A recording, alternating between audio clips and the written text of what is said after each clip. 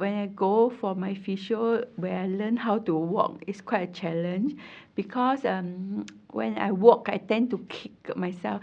When you see all my shoes, the front part is worn out. It's not worn out actually, it's the kicking that make it worn out. So when I go for the walking and then everybody will teach me how to walk. So head up and then toe down. Toe should not go down first. You have to go heel down and go. So you do like cartoon like that, slowly, step by step. It is not easy because the first few months for me is a struggle also, because to hold a chopstick, I mean, I need actually to see someone else who hold a chopstick like me, that stir my memory to allow my own hands to take the chopstick and hold it the same way like myself in the past.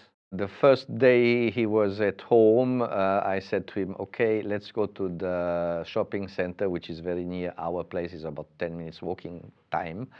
And after 5 minutes, we had to stop and he had to sit on a bench because he was exhausted. He could not go further. Okay, the next day we went and a little bit further. And then again, you were fed up with me. I cannot. Yes, Albert, we can. Let's go a little bit more.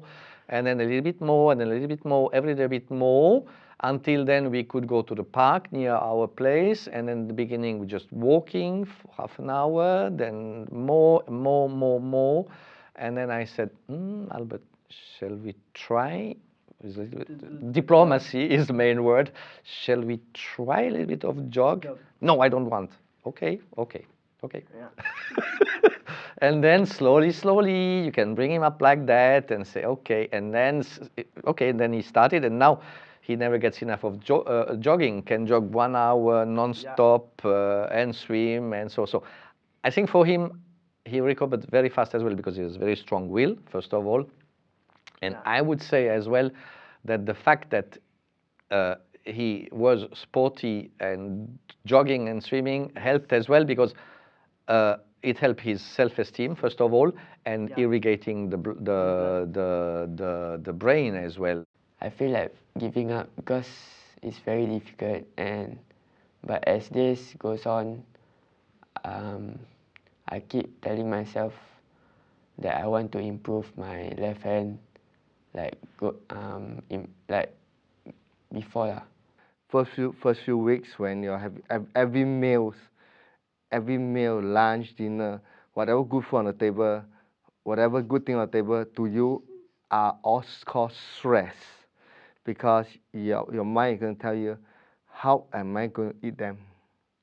Of course, I can use my left hand, I can use a fork, but my character is a bit unusual.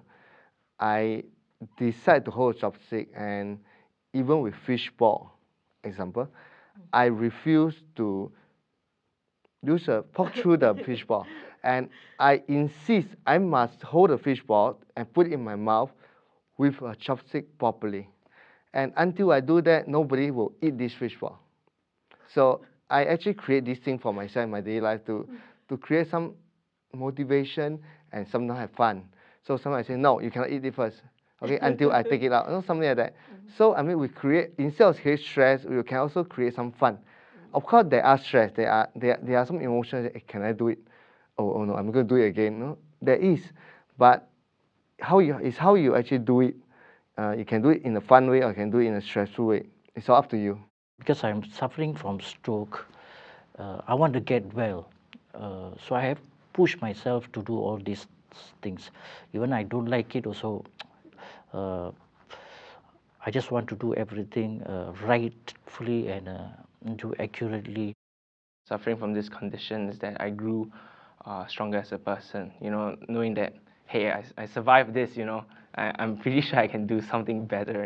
You always try to improve yourself, to go like one up. So that's what I took away from this. Yeah.